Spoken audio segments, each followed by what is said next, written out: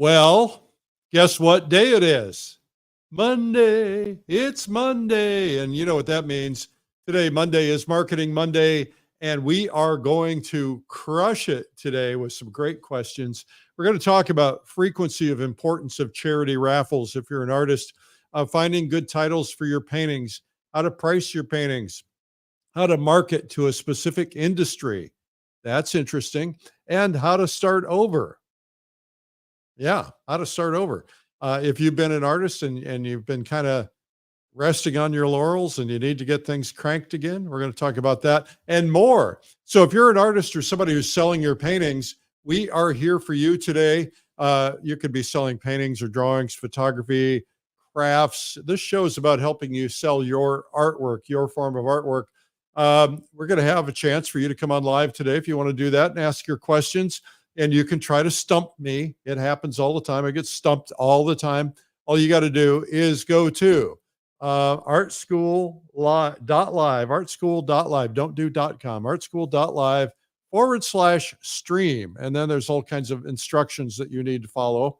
And don't be that person who has a question but says, I don't want to go on. Come on, man up, or whatever, woman up. I'm Eric Rhodes, the publisher of Fine Art Connoisseur and Plein Air magazine.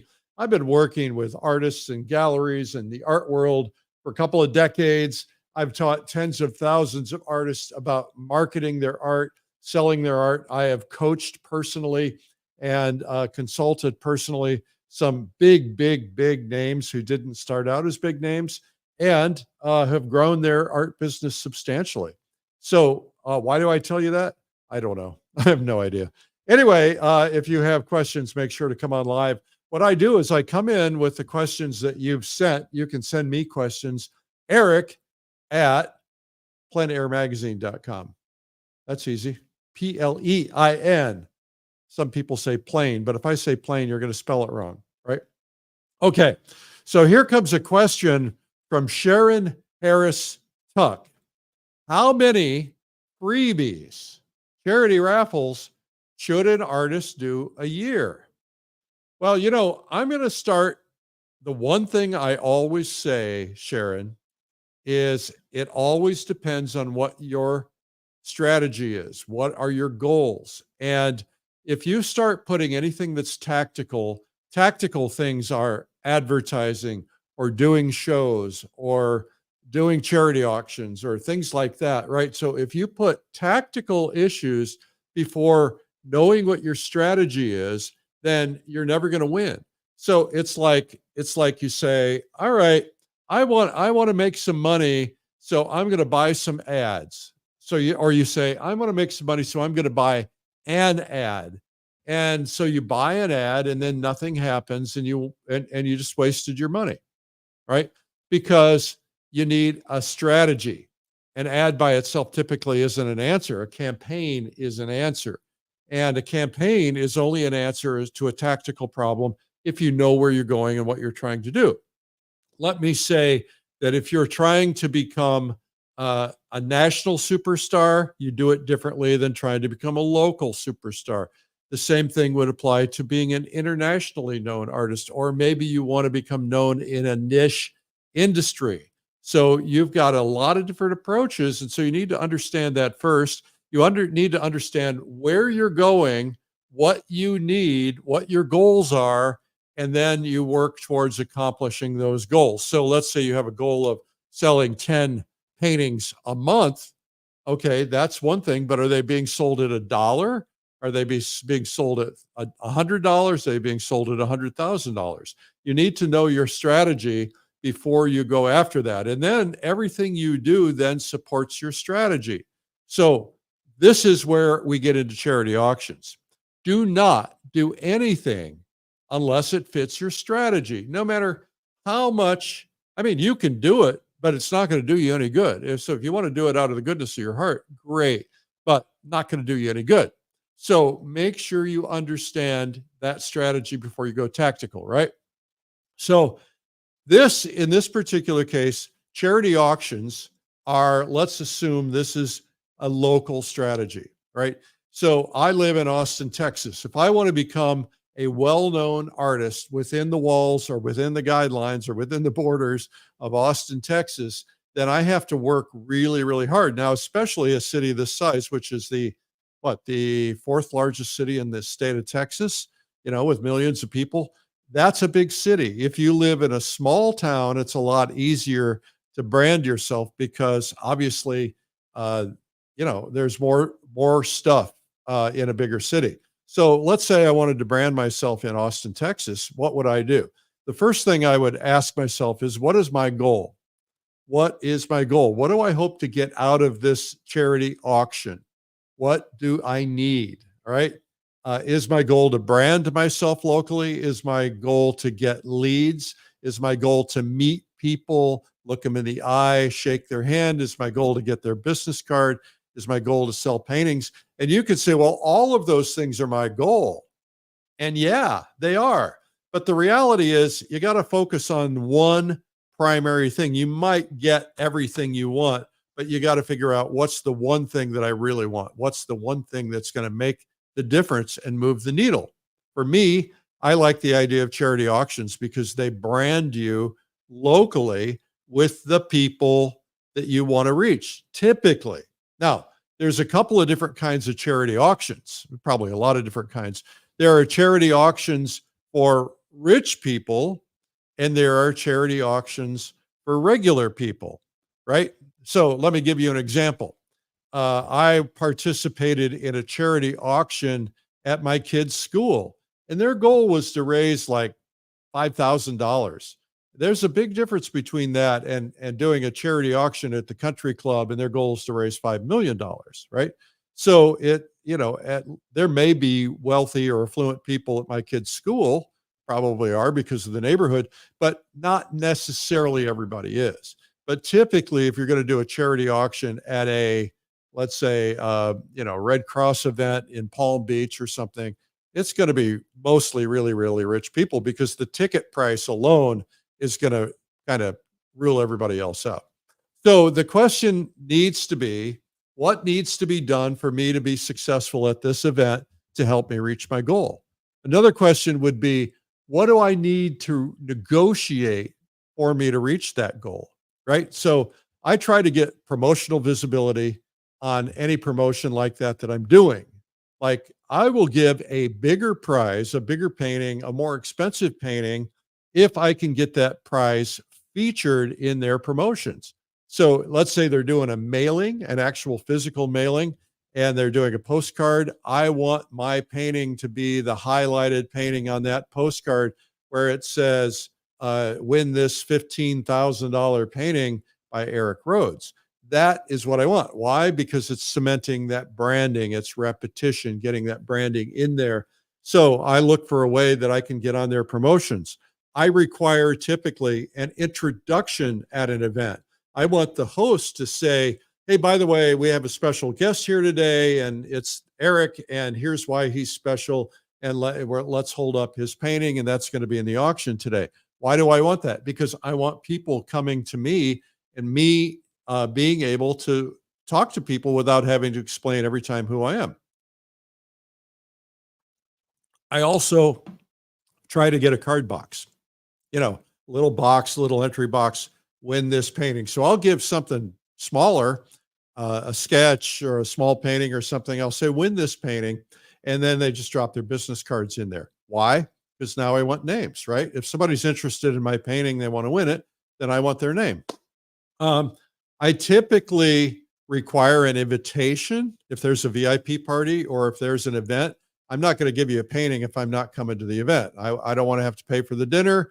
I want to be there so I can be with the movers and shakers. And then will they do a mailing or an emailing for me after the fact? If I'm going to give you a $15,000 painting, you got to earn it. So after the event, I want to send out an email that says, hey, we want to congratulate, Bob and Mary Jones, who won this $15,000 painting with their auction bid of $25,000 or whatever. And maybe it's the opposite way. And then painted by Eric. And, here's Eric's information. If you want to join his email list, click here. Okay. Why do I do all that? because it's all about my goal, right? So the next question is, what is the value of the painting I'm donating? If I spend that same amount of exposure spend that money for exposure, elsewhere, will it be more or less effective? Let's say you're giving away a $5,000 painting. If you spent the money you would make on that $5,000 painting, let's say you make $2,500 on a $5,000 painting after gallery commissions. If I spent that $2,500 elsewhere, will I get more value out of that? Would I get more value out of an ad in, let's say, Fine Art Connoisseur Plein Air magazine than I would at the charity auction, because I'm going to reach a whole lot more people and a lot of affluent people? Then maybe I'm better off to take that money and spend that there, right? So ask that question. Do I support the organization that's asking me? Do they fit my mission or my personal beliefs? If somebody asked me to donate to something that I don't necessarily support, if there was a cause that I was actually not wanting to be affiliated with, then of course, obviously, you don't do that. What other prizes do they have? What am I competing with? What other artists do they have? How many paintings do they have? Am I going to stand out? You've got to ask yourself those questions. And then how are they going to promote the event? How many people are they going to be sending it to? How many emails are going out? And how many people expect to show up? I have a rule typically that I don't show up anywhere unless there's at least 200 people. And the reason is because I want to make sure that I'm visible. If I show up in some place, I fly across the country to go to an event and there's 50 people there, that's not very good use of my time. But if there's 2, 3, 400,000 people, that kind of a thing, it's better use of my time. So you want to be strategic about it all. What is the audience makeup? Are the people coming affluent? Are they not affluent? Do I care? Does that matter to me? And so ask those kind of questions. Now, how many should you do? It kind of goes back to your goals. But if local is my number one strategy, being local, then I want to be the most branded artist in town. And that means I've got to do a lot of these things. I want to be the featured artist at the 3 biggest ones. And if I want to be, then I'm going to find out I'm going to talk to somebody who's affluent and say, okay, like, what are the biggest charity auctions in town? And then, which are the best attended, which one gets Elon Musk there, or somebody famous. And then I'm going to target them. I'm going to start calling the directors and saying, hey, I want to talk to you about how I can help you with your charity. And then, that leads to a discussion about what do you do? How do you do it? And then you get them to suggest, well, why don't you give us one of your paintings, right? And then you say, well, I can do that, but I have certain conditions that I need you to meet, because these paintings are worth a lot of money. If I sell that to a gallery, I'm going to put money in my pocket. So I've got to figure out how can I get the equivalent value. Now, can you write it all off? I don't know. There was a change in the law about 2 or 3 years ago that used to be you could only write off your materials. Now I think you can write off the value of the painting donated, but don't quote me on that. Check with your person. You need a person. Okay. Now, a reminder, if you want to call in, please do. Just, you need to have a camera. Just go to artschool.live/stream. Okay. Now, I will try to go through, from time to time, the questions in the comments, but they scroll by so fast, it's kind of hard to do that.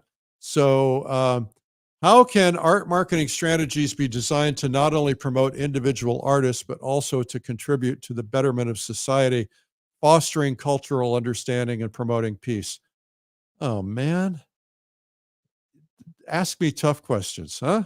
How can art marketing strategies be designed to not only promote individual artists, but also contribute to the betterment of society?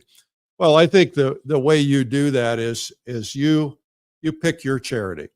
Like, we have charities that we support. We don't talk about it. In the Bible, it talks about don't tell everybody all the good things you're doing. Just do them. Don't do it because you want attention. So I think, in our particular case, we do some things and we don't tell anybody. We tell our employees about it because we want them to be a part of it, but we don't tell everybody else. So we did something the other day. We gave a really big donation for something the other day. And the person I was donating it to said, can we use your name? I said, no. No, I don't want my name on it because I just want to remain anonymous. And that's just the way I roll. You don't have to roll that way. But I don't love, I don't feel like corporations are really being sincere when they're adopting a charity and they're giving a percentage of their business to a charity. I don't you feel like some of that just feels phony? I mean, if you're doing it, why don't just do it and not tell anybody? No, you're doing it because you're trying to look better to people. You're trying to beat your chest. Look how important I am. I think that's just nonsense. I just don't want to do that. That's not how I roll. Whatever they want to do, I'm not going to be critical of them, but that's how I roll. Okay, now here comes another one from Linda Hauser. Things to consider when giving your artwork an intriguing title, one that complements the piece and helps the viewer relate.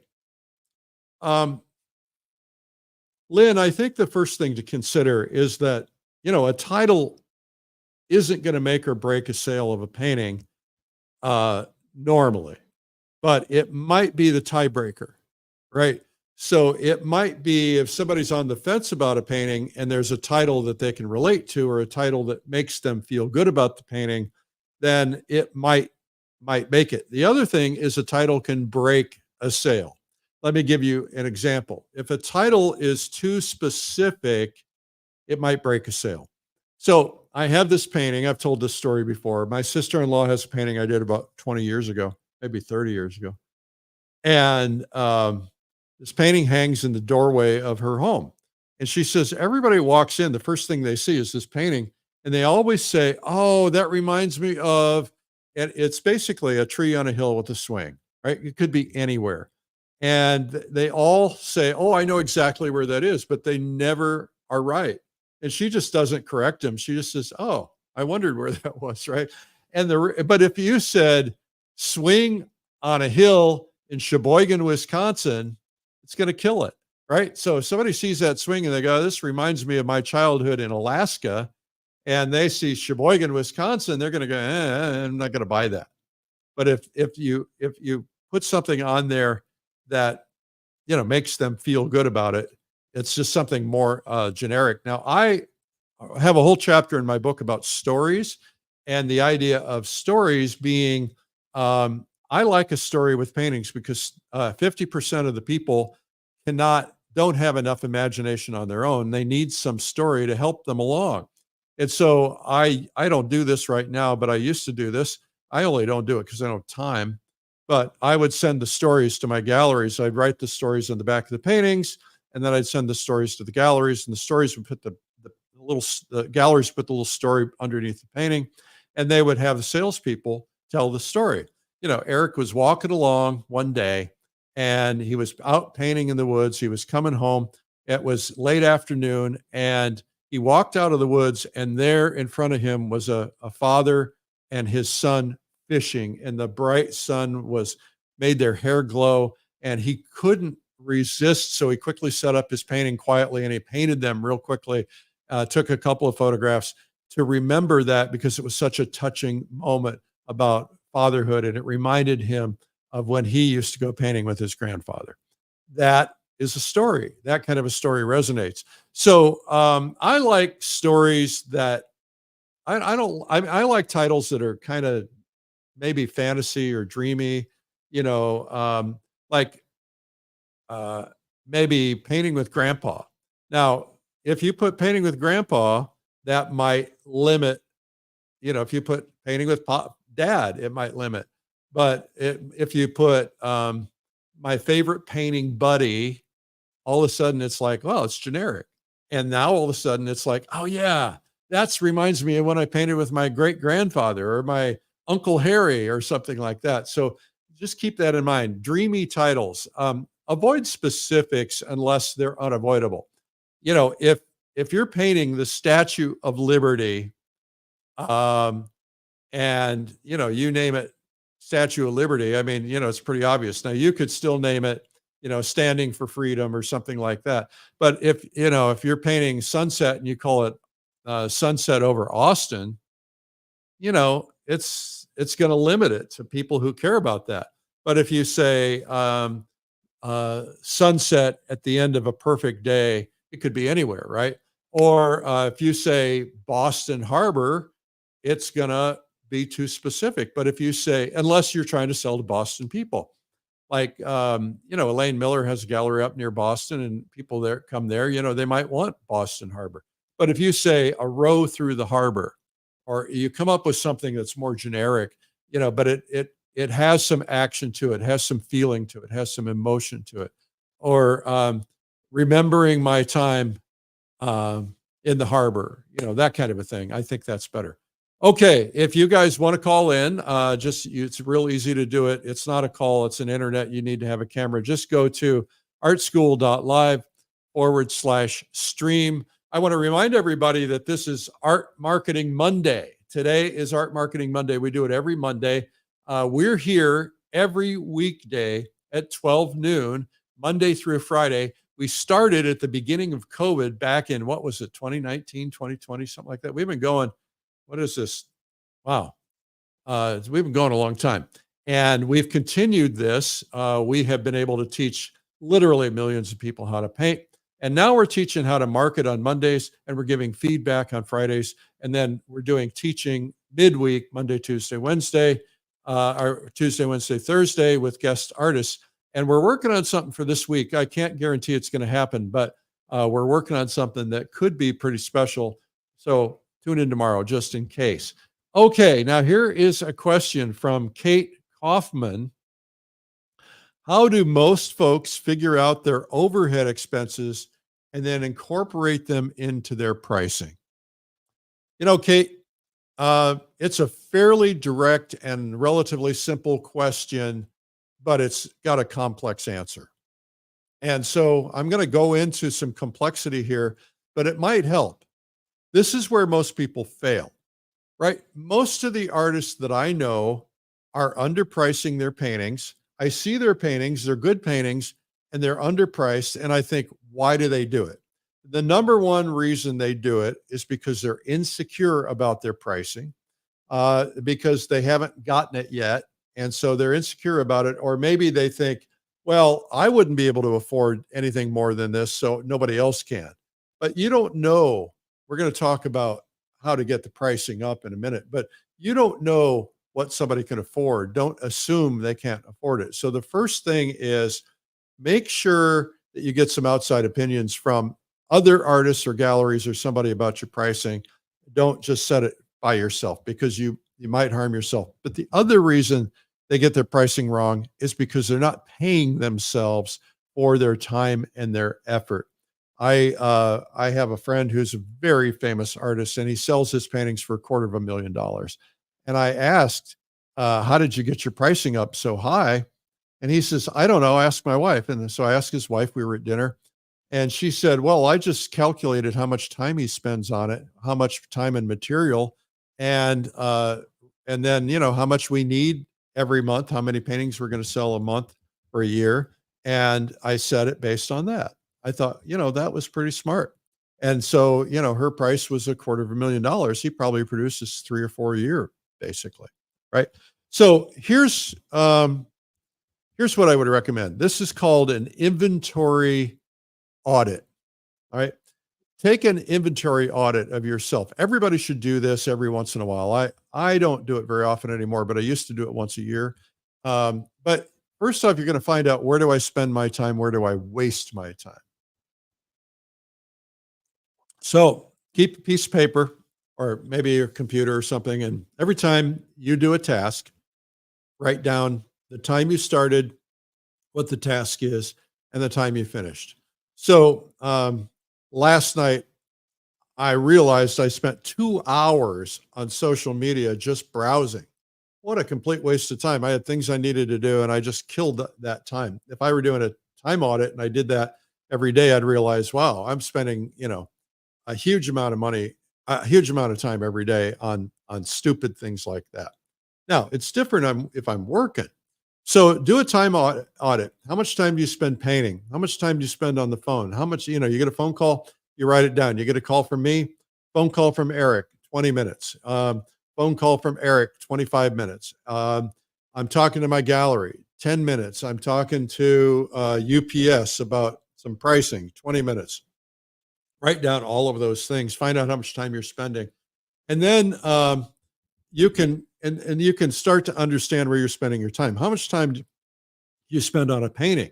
I have some paintings that I breeze through them. They go fast. I have a painting I'm working on right now. I've repainted it 5 times, right? So if every painting is priced the same, then you're not getting compensated for your time, all right? Why is it that sometimes I'll have a 9x12 that is more money than another 9x12 typically, right? It's because I may have spent much more time on that. So I want to be compensated for my time. I want to make the best painting possible. I don't want to cheat myself. So, figure it out and then figure it out what it is monthly. So if you do a time audit for 1 week, then multiply it times a month. And that kind of gives you a general area. So, you've got 20 hours of painting in a week. What is my hourly rate? How much do I charge? Well, one of the things you do is you start with your normal expenses. Let's say you're a full-time working artist and, you've got a mortgage to pay and you've got the lights and the bills and everything else. You don't have any other form of income. You got to take all of that into consideration, divide that by the number of paintings that you sell, and then you've got to mark it up, right? Because you have to get compensated for, making a little money on everything because you're putting your resources, your studio, your lights, your car, your gas, all of those things towards your business, if that's the case. So how much time are you spending on social media? How much on shipping, driving to the post office, talking to your gallery? And then you get into, those are called what I call variables, right? Variable things. And then what are the fixed costs? How much do you spend if you had a 9x12 painting? How much is that 9x12 painting costing you to for a panel, for your paint, for your medium, for your frame, for your time framing it? Come up with a standard for every size that you do. And then how much time typically do I spend painting that painting? So you'll know what your cost to do a 9x12 or a 10x12 or a 12x16 is. And then you'll have a fixed cost. So how much am I spending for that frame? How much did it cost me to ship it here? How much is it costing me to ship it back? What if it ships back from the gallery 5 times a year? What is the cost of packaging things up? The cost of putting wires on the back of the frame? All of those things take your time. Cost of traveling to a painting location. I took a trip recently.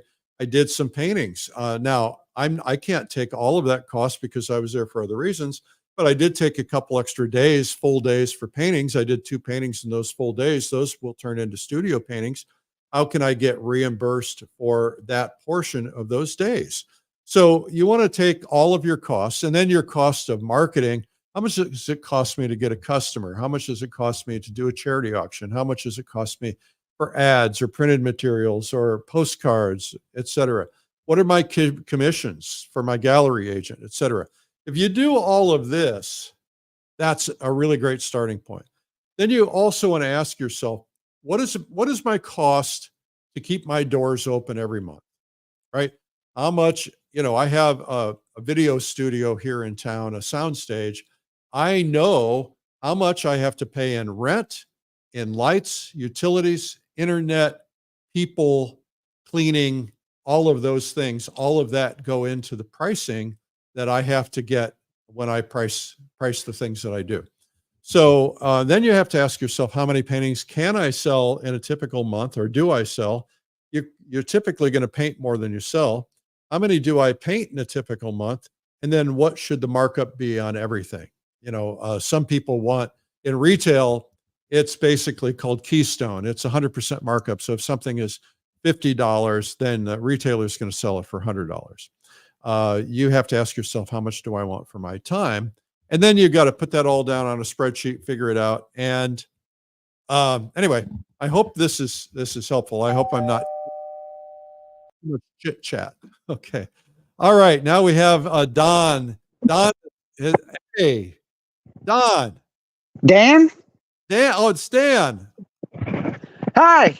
Hey, Dan. Where are you? Louisville, Kentucky. Where are you in your yard? I'm in the yard just in front of the art barn, All right. the famous art barn. I like your hat. Thank you. You know where that's from. Yeah, I do. What's your question, Dan? Hey, I did want to report to you. I did an art fair at the end of September. Hurricane Helene knocked out Saturday, so we only had Sunday, and they cut our price in half, and I ended up selling 2 paintings and a print from a friend of mine, and doubled what it was being charged for the art fair. Outstanding. So that turned out pretty well. Although I got to say, after listening to you about pricing, I was underpriced. Well, we always go through that question of, did I sell it for too little? Yeah. If you don't get any price resistance is, oh, I don't think I can pay that. Most people give you a little price resistance. We're just kind of trained to do that. Uh-huh. And so if you don't get any price resistance and they go, I'll take it, then you always wonder, was it underpriced? I mean, does it really matter? You're happy you made an amount of money that doubled your cost for doing the show. So that's a beautiful thing. Worked out really well. Yeah. So how did you sell those things? Tell me about one of the sales and what happened. Well, actually, both of them were the same person, and that's the thing. Years ago, when I was in architecture, I built a model of a building in Lexington, Kentucky, and took it to the company. And the guy asked me how much I wanted for it, and I said $1,000. He said, "Okay," wrote a check immediately, which told me something. And that kind of happened with these 2 paintings. One guy came in, he liked 2 paintings, he couldn't decide. I had already had a sign up that said last day 20% off, and he said, "Well, how much is it regularly?" And he said this. He said, 20% off that? He said, yes. He said, I'll take 2 of them. Okay.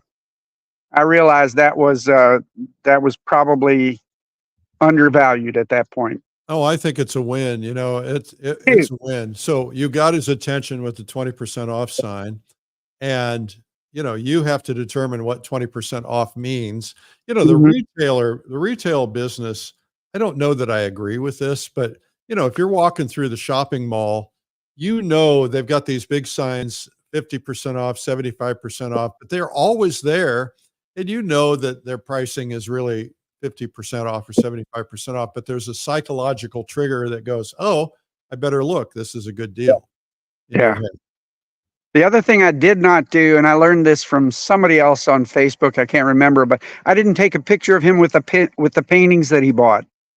So I don't have a record of that. I'd probably have a record of the paintings, but I'd have to subtract to find out which ones it was.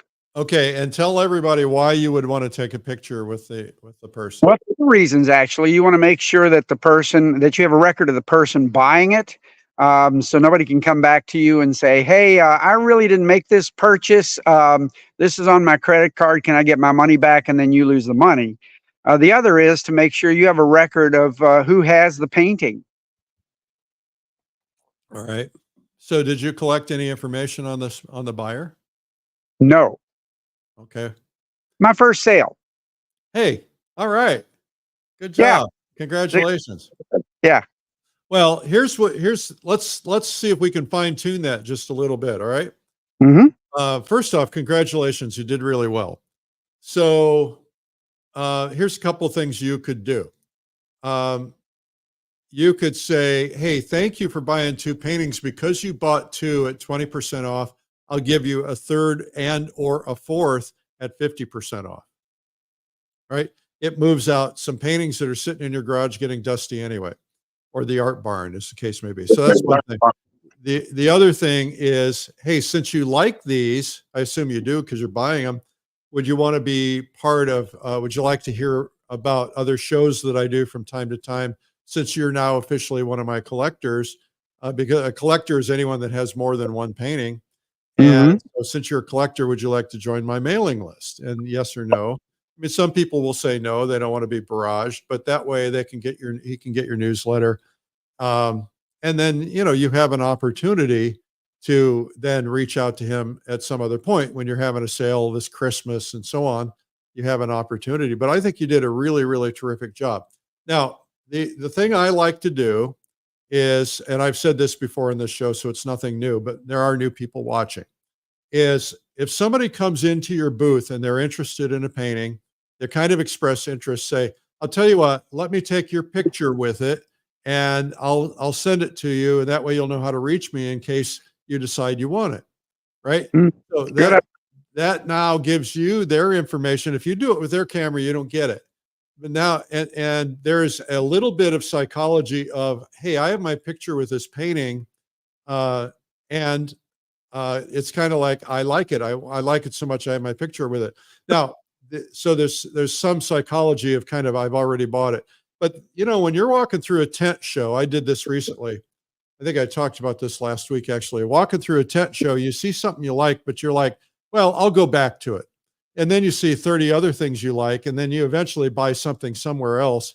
But sometimes you're like, I don't want to go back. I don't remember where it was, but you've got that thing on your phone. You go, oh yeah, it's Dan. I'll go back to Dan's booth and then I'll buy that painting. And so that's good. Also, so I'll give you another instance. This weekend, I went to an estate sale, and they had 2 guitars at the estate sale, and one of them was a really good guitar for $1,000. The other one was $500. So I tuned them up and I played them both, and they also had a banjo. And I thought, well, I'll make an offer. So the lady, I said, would you take an offer? She said, well, tomorrow they're going to be 50% off. So if you want to make an offer, keep that in mind. So I made her a lowball offer because I didn't really need these guitars.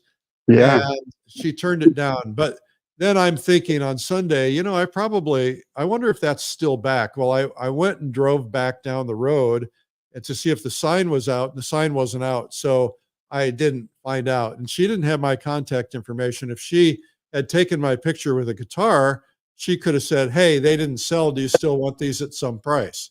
And so that would have worked really well for me. And Sure. I probably would have let her do it. Sure. Or she could say, hey, if they don't sell, I'll send you a text, and then you can swing by and get it. Good idea. All right, Dan. Well, congratulations on your big painting sale. Thank you. All right. And we're going to see you at Watercolor Live next one. Be there. And well, realism is coming up next, right? You're going to be at Realism Live? I'm in that. Yeah. Okay. Tell people why you keep going back to these things. Because they're really cheap education. I know you think it's expensive, but no, it's really inexpensive education. On one hand, you get to stay home. You can do it from home, and you can do it later if you miss a lesson or two. But you can do it from home, and you have that record of information that if you want to go back and look at it, you have a week with the smaller one, or you have up to a year with the VIP, which is what I usually get. And you have time to go back and to look at something that you think, oh, that was really important. I want to see that. I want to go back and review that again. But it's just excellent education. There's nowhere else where you can get the quality of educators that you have as you can with Watercolor Live, Realism Live, and I'm going back to Adirondacks for the 5th year, Eric. So that's important too. To get out there and to be painting is important. So let me ask you a question. When you attend these virtual conferences, do you get better? I think I am. I mean, I sold 2 paintings. Yeah. I think I'm getting better. And every time I'm painting and people come by and see it, they go, wow, that really looks interesting. That really looks like something. So people are recognizing what I'm painting, which is good. But I think it's those little bits of information that you begin to collect in your brain cell somewhere. I read a book about how your brain cell develops, and you develop a protein, and that creates a memory, and you develop on top of that and on top of that. And eventually you become proficient at something because your brain actually grows. Outstanding. Terrific. Well, we don't want to be stagnant, do we? No. All right. See you, Dan. Can't at our age, Eric. What do you mean our age? You're old. I'm not. All right. See you, man. Thanks you. All right. I'm going to go to real quickly before Leanne. Leanne's patiently waiting, and so is Nettie. Let's see. I think, well, actually, this might be Leanne in the comments, and so I'm going to go right to Leanne. Oh, where'd she go? There she is. Hey, Leanne. Hey, how you doing? Where are you? I'm good. I want to Where, know. where? Oh, where? Ontario, southern tip of Georgian Bay. All right. And you look like So, you're on your porch. yeah, I'm on the deck. Nice. Beautiful day. And I'm curious to know about ad spend. Let's say, for example, I want to make 20 grand a month selling my art. How much of that money that I have should I be spending towards advertising in, say, magazines or online? You know, the worst thing you could possibly do is ask that question of somebody who sells magazine advertising for a living. I figured you'd know the best. Well, I'll tell you what, I won't play that game. You know, I think people should advertise if it makes sense for them, but sometimes it doesn't make sense for them. I think the question there's a theory, and the theory is how much should you pay? How much are you willing to pay to acquire a customer? Now, in theory, a customer becomes a customer for life, right? Yeah. So a lot of people, I have a friend who just did an art show this past weekend. He has a lot of the same collectors who buy his work. I was talking to one of his collectors this weekend, a very prominent art collector, and they have commissioned this guy to do a lot of different work over many years. And so the key to getting a customer is not a single sale. The key is to develop someone into a collector. So if I would look at two different ways of pricing things, because one way to price things is, am I spending money to get a one-time sale, or am I spending money to get a 3-time sale or a 5-time sale or a lifetime sale? Because we look at everything in terms of lifetime value, right? So let's say, Leanne, that you go to painttube.tv and you buy a video from us and you have a good experience, and maybe you bought the new 𝗣𝗿𝗄𝗏 video or something, and you have a good experience, and then you come back and, you know, maybe a few months later you buy another one, and then a few months later you buy another one, and then, you know, you keep buying them. And let's say I met a lady on the phone the other day. She said, oh, it wasn't on the phone. It was a local lady I bought an easel from. She said, I have bought 50 of your videos. And I thought, wow, this is really terrific, you know. And so, you know, I was able to ask her questions and so on. Why does she do it and so on? But the idea is that you want to develop a lifetime relationship with a customer. That's why you don't want to churn them and burn them. You don't want to just be rude to them and move them on. So I'm getting to your question. There is not a set standard for art marketing in terms of percentages, but I will give you some examples of some other industries and what they do. Okay. Everything depends on what's called margin. So margin is what percentage you make on a sale. So let's say you have a painting that sells, I'll use $10,000. You have a painting that sells for $10,000 and you make $5,000 on that. That means you've got a 50% margin, right? And 50% is a pretty high margin. Now, if you really look at that 50% and you realize, well, I've got all my studio costs and all my other costs built into that. The reality is I'm making 20% on that painting. It's still good, but it's not as attractive. So if you look at things and say, how much do I make after all my expenses on a painting, and it's 20%, well, you can't spend too much money. Otherwise you'll be screwing up that margin, right? So you've only got, of that 20%, you've only got a little bit to play with. So I would say typically in a case like that, about 5%. Now I do things differently than most marketers. So there's a theory, and it's a very important theory. The person who spends the most money in marketing wins. And it's counterintuitive, because you're like, well, if I spend a lot of money and I don't succeed, I've wasted a lot of money. That's right. But if you spend a lot of money, you reach 10 times as many customers, and the 10 times as many customers grow your business, then it's worth doing. And so if let's say I have a competitor and I'm spending $10,000 a month in my case, it's more like 20,000 a month. I'm spending 20,000 a month on advertising, and she is spending $5,000 a month on advertising. She may make more money per sale, but she's not going to get as many sales. So if you are an artist trying to make a living, first off, the margin changes over time. So what happens is you're starting out here, right? Nobody knows who you are. And so you're investing in advertising so people will know who you are, because when they know who you are, they pay a higher price, and they will seek you out more, right? Because they're more interested in you. So in the beginning, you're advertising to just make people aware of you. And the awareness takes roughly over time, a couple of years, really. If you beat the drum constantly over a couple of years, people become more aware of you. Once they get aware of you, then they become interested. You get their attention. Once you get their attention, they're thinking, maybe I should buy one. Then they're thinking that, then they buy one, right? So there's a process that they go through. And then if you get from here to here, then the key is you've got to maintain that visibility. So you're always bringing new people in, but you're also always talking to those people, because there's a concept, and we're going to talk about it with the next question. Actually, it's out of sight, out of mind. And that is, if you're there and you're constantly in front of them, they're going to remember you and they'll keep buying from you. If you're not out in front of them, they forget who you are, and then they don't remember you, because they've got other artists out there trying to do it. Does that make sense? Makes lots of sense.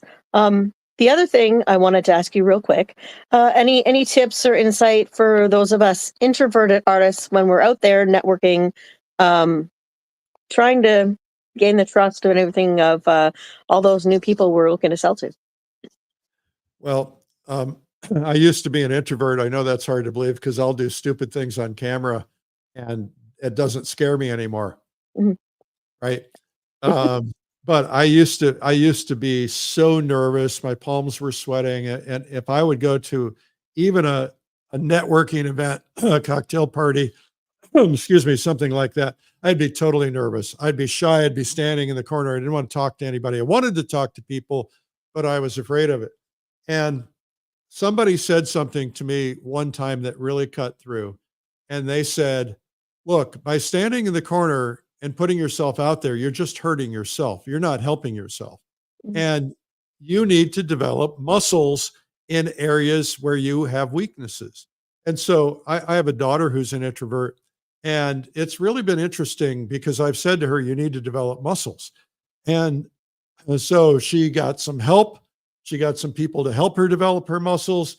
Those people challenged her to do things that she was uncomfortable doing. And when she did them, she got more comfortable. Now she's much less of an introvert. So the reality is, you can be an introvert your whole life and have a successful career and not go do cocktail parties and just be quiet and hide in the corner. That's okay. There's nothing wrong with that. Another thing you can do, excuse me, I got named water. No problem. Another thing you can do is you can do what I like to call artist swap. What that means is, let's say you're in an art show with another artist, and you are very uncomfortable talking about yourself, right? And that other artist is uncomfortable talking about themselves. So you say, okay, I tell you what, I'll stand by your paintings. You stand by my paintings. I can talk about you all day long. You're my best friend. I love your work. I can make people excited about it. I'll do the selling for your paintings. You do the selling for my paintings. It works marvelously. Okay. That's great. Thanks, Eric. Okay. So anyway, to get to your question, the beginning stages of advertising, Leanne, mm-hmm. is that's where you have the most uncomfortable situation, because you know you're spending money, and you know you're not seeing instant results. Very rarely do people see instant results. And anybody who tells you will get instant results is a big fat liar, right? Yeah. I'll tell you the truth. There's a very famous artist who was unknown, and I said to her, I said, listen, you're going to spend money every month, and you're not going to get any calls. You're not going to get any emails. You're not going to hear from anybody for possibly 6 or 8 months. And you're going to call me in 6 or 8 months and you're going to want to cancel your advertising. I guarantee you it's working. Don't do it. Commit to 2 years and you will be blown away. So at about the 5-month mark, she called me and she said, I'm really scared. This money is, I said, listen, I'm not going to steal from you. Guaranteed this is going to work. Just hang in there a little longer. At the 6 months she called, she said an amazing thing happened. She said, it's like the dam started leaking a little water. I said, what do you mean? She said, well, I've been getting calls and emails inviting me to be a featured artist at events. I said, that's right, because you've had 5 months of putting yourself out there in front of people consistently. And now they're starting to think you're famous. And if you just keep going with that. And so, 6 months, 7 months more happened. Next thing you know, she's hearing from art galleries. And next thing you know, she's a featured artist at an event. And so she just kept that going for like 10 years. And after like 10 years, she's world famous. And so that's how it's done. And marketing plus time is important. You can overcome time with increased marketing, but you still have to have time. If you want to become as famous as somebody like Richard Schmid, he was in his late 80s probably when he died. But he was a brilliant marketer. He was constantly doing shows, doing books, doing things to put himself out there. It didn't appear that he was marketing. And maybe he did it intentionally, maybe he didn't, but he was brilliant by nature. So that's how you overcome this. And by the way, there's a temptation to go, well, it's not working. I'm going to move all this money to a different publication and try it there. And then you go through the same thing there. And then you move it again and you try it there. If you just wait till it works, it will serve you well. And then once you get to the point where it's working, then you're making so much money, then you add budget so you can add a second advertising vehicle. But don't give up your first, because you've invested in all that time to develop with that audience.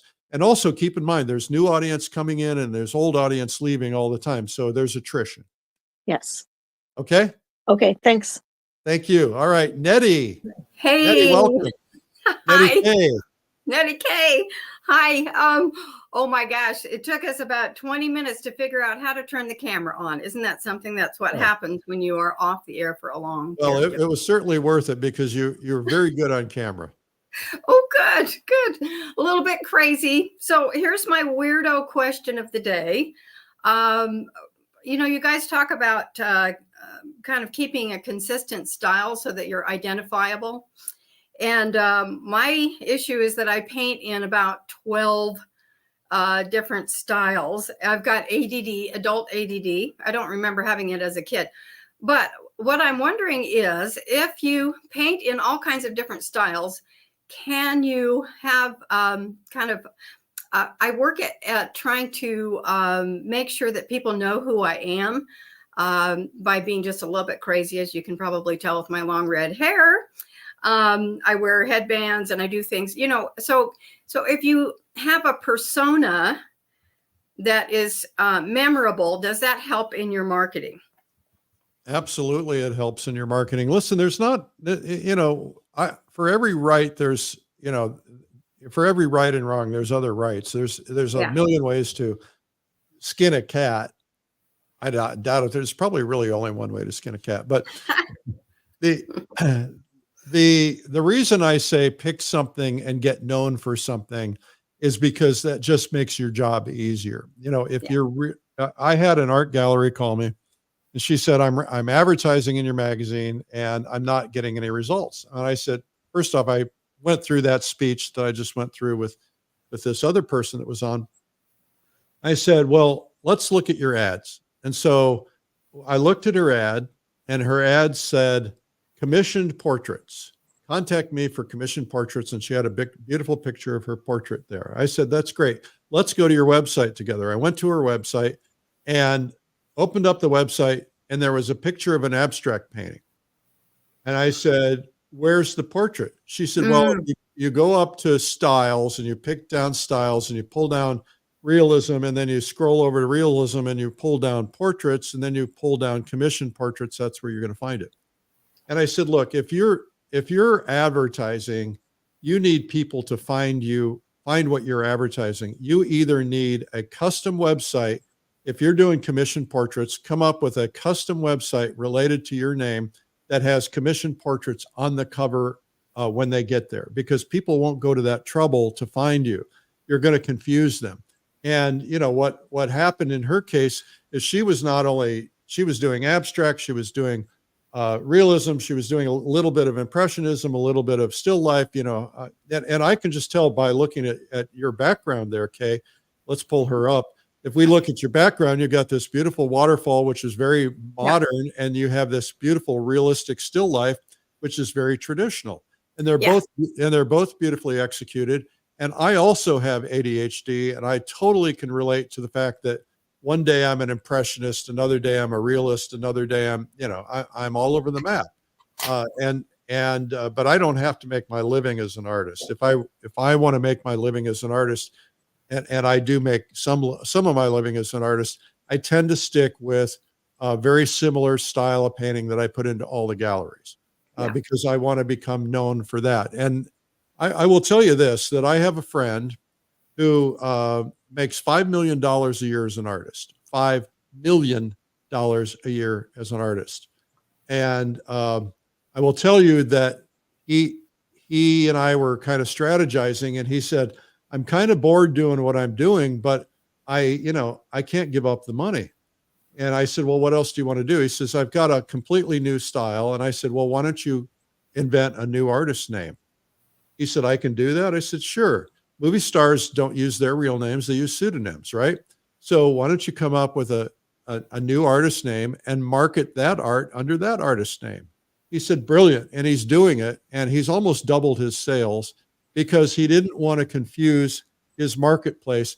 And, he doesn't have a website. He doesn't promote. He only works through galleries. He doesn't allow them to put his picture on anyway. And so it works for him. Now these galleries are carrying both artists, but they're the same artists. And it's not illegal. It's not immoral. It's not deceptive. It's just, the persona, when you're painting a modern painting, the persona of you, Nettie, is probably different. I know it is for me. So if I'm painting something modern, I feel like a different person expressing myself. So why not just be that person? That's good. That's really good. I actually, believe it or not, I started out as a formal portraitist. Strange thing to do. I've done the formal portraits for about 4 Nobel laureate scientists for Caltech in California. Wow. And so those were very traditional Rembrandt-y kind of paintings. And then I thought, well, it just makes you so nervous most of the time. I had a little baby. He was 1 pound, 2 ounces, and I had a big gallery, had to shut everything down. And I couldn't take the nerves of having to raise the tiny baby and then also painting portraits. I was slated to paint a federal chief trial judge in Los Angeles and just finally had to bail out. I just couldn't do it. It was just too much stress. So I went to still life from there. That was a big jump from faces to vases, and went from there and then discovered all kinds of other things, including abstract. And this is my current exploration, which is just large, colorful, almost geometric, crazy paintings. But what I did for a while was I signed my paintings differently. I have a formal name of Lynette K. Williams, and then my art, which is children's books, and I changed it to Nettie K partly because, well, that's what my grandmother calls me, but I changed it because of my children's books that I started illustrating, and so I knew children could read that and remember that better, and so that's why. But I signed my paintings differently depending on what they were. Okay. So it splits things up a little bit too much in a way. So I'm trying to I'm 65. I just turned 65, and I just thought, I've got to maybe rein it in a little bit and try to focus on one, either really colorful style, because that's my personality, or just, I don't know, give up. Well, no, I'm not giving up. I'm not giving up. Well, I think your idea of reining it in, it really depends on what your goals are. Right. if your goal is to make money selling paintings, then maybe you want to rein it in, or maybe you want to just try to promote 2 different brands. That's more work, but you could buy a full page ad and split it in half and have half of it go to one artist and half of it go to another artist. And Sure. I mean, there's a lot of different ways to accomplish that goal. I tell artists, paint what you love. Yeah. Don't paint just because it's going to sell, because it will not show your heart properly. There's a lot of things you can do to manipulate markets, and if galleries will constantly say, hey, I could sell 30 more of those submarine paintings.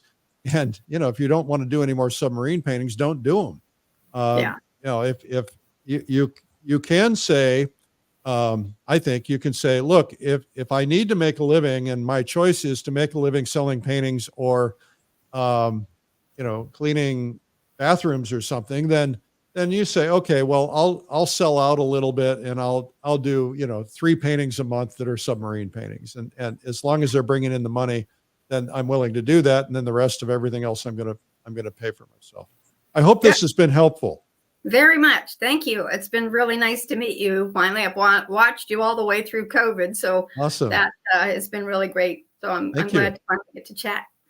Yeah. Well, it's nice to meet you too. And hope to see you somewhere one day. Okay. Bye-bye. That would be great. Bye. Okay, a couple of things before we roll, everybody. First off, make sure, I want to thank everybody for coming on camera today. That makes it so much easier than just reading the other things. We'll on Monday, we'll come back and we'll talk about, next Monday, we're going to talk about an artist who has 50 years of experience, awards teaching, that she's given up, needs to get back on the horse. We'll do that next week because we won't have time today. But I want to thank you guys for being here. We have a free gift for you. What is our free gift today? Well, we have a free ebook for you. And the book is 97 Incredible Art Secrets from the World's Finest Artists. And it's yours free. Just go to 97artsecrets.com/free. This is actually a video. If you want the video on DVD, we ask that you pay the shipping on the physical DVD, which is not much, but you can have instant streaming of that. Just go to that 97artsecrets.com/free. We have a big event coming up next month. It's called Realism Live. Nettie would like this because she's a realist. Maybe we should have another one that's called Abstract Live for her too. But we have incredible faculty members. I'm not going to get into reading them all, but some of the world's leading artists teaching a lot of different forms of realism, portraits, figures, face to face, right? And everything in between, still life and landscapes, etc., watercolor, pastel, oil. But it's all realistic subjects and some of the best, and including drawing. So we have Essential Techniques Day on the 12th, and then the 13th, 14th, and 15th. You can attend either or both, but you should attend. This is one of the world's largest online art conferences. People all over the world attending, people all over the world teaching. And as Dan said earlier, you really will grow, and you're gonna get some stuff. I was painting this morning. I got up early and I went out to my easel because I'm trying to get this painting out so I can get it off my easel. And I was struggling with this problem, and the problem was a perspective problem. And all of a sudden, something flashed back into my head that I had seen that made me remember, oh, I could solve this problem by that. That's going to happen to you on Realism Live. A year from now, 6 months from now, you're going to be solving a problem. And all of a sudden, all these solutions, when you're immersed for 3 days, take the time. It's worth it. You've got to build your skill levels and get to the next level. Otherwise, you're never going to be happy. So just keep pushing yourself and do that by attending Realism Live. I think you're going to love it. So that's at realismlive.com. So make sure you join us. It's really going to be terrific. I have the pleasure and honor of hosting it. I'm going to do it here live in Austin, Texas. So it's going to be fun. Let's see. What else do I have? I think, Winter Escape is coming up. Winter Escape is my newest art retreat. I have had 2 a year, one in spring and one in fall. Now I've got one in winter. I don't think I'm going to ever do one in summer because I take my summers off and work at the lake. But winter retreat is taking place, and surprisingly, it's already, last I checked, 40% sold out, and it is in St. Petersburg. That's wrong. St. Augustine, Florida. Hello. And we have special permission to paint there, and it's going to be spectacular. America's oldest city. We're going to be painting the ocean, the lighthouses, the fort, the old buildings, the flowers. That's called Winter Art Escape, winterartescape.com. All right. So that's coming up in February. It's already 40% sold out. Make sure that you join us. It's a lot of fun. We just paint for a week. We have a great time. Hey, hope you enjoy Marketing Monday. If you want, I've got a book, but don't buy it right now. The reason is that I'm in the midst of updating it, and we're out of them. And so as a result, you're going to overpay for it on Amazon. So if you have one, cling to it, and then we're going to have an updated version coming out in hopefully a few weeks. And so you could buy a Kindle version of it. That's fine. But anyway, that's a great place to go. There's also a place called artmarketing.com, which has a lot of great stuff on it. And we do the Art Marketing Minute podcast as well, which is different from this. So there's a lot happening, and we hope that you'll participate. If you want to grow yourself as an artist, marketing is a great thing to learn about. Thank you for tuning in today. Thank you for your comments. If I didn't answer your questions in the comments, my apologies, but we'll get to them one day. We're here every week on Monday. Bye-bye.